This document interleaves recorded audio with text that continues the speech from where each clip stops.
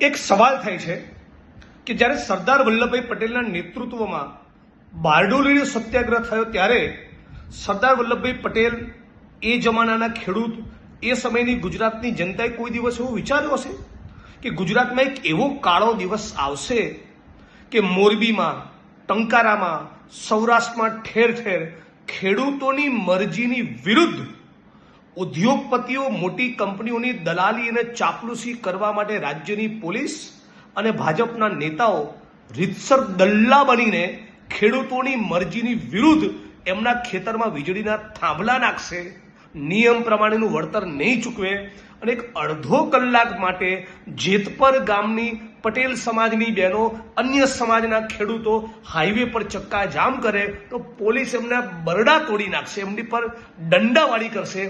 આવી કલ્પના બારડોલી સત્યાગ્રહ વખતે ગુજરાતની જનતાએ, ગુજરાતના ખેડૂતોએ, સરદાર વલ્લભભાઈ પટેલે કોઈ દિવસ નહીં કરી હોય.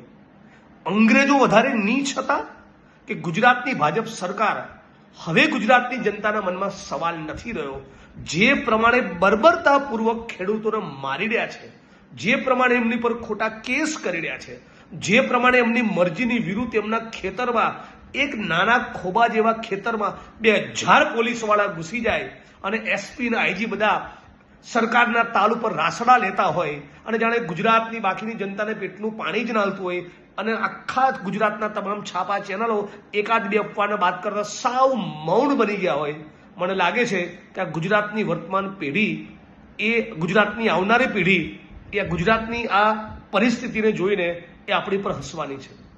મારે તમને એટલું જ કહેવું છે કે જો ગુજરાતી તરીકે આપણો આત્મા મરી ના પરવાનો હોય તો આપણે બધાએ ખેડૂતોના સમર્થનમાં આવવું જોઈએ, લડવું જોઈએ. તમે હું જે 2 ટંકનો રોટલો જમીએ છીએ એના માટે કોઈ ખેડૂતનો પરસેવો છે. ગઈકાલે હાઈવે પર ચક્કા જામ કર્યો એના કારણે તમે એફઆઈઆર કરી દો. અનેક ભાજપના માણસો અનેક તાઇફા અને પ્રસંગો કરતા હોય છે, બધામાં પોલીસ પરમિશનો લે છે. હાઈવે પર ચક્કા જામ નથી કરતા, ટ્રાફિક નથી કરતા. ખેડૂત પોતાના હકના અધિકારની વાત ગાંધીનગર પહોંચે, દિલ્હી પહોંચે, એના માટે હાઈવે પર ઉતરો. તમે એની પર લાઠીઓ વીંજી, પટેલ સમાજની બહેનોને ફટકા માર્યા લાઠીઓના, અન્ય સમાજની બહેનોને મારી.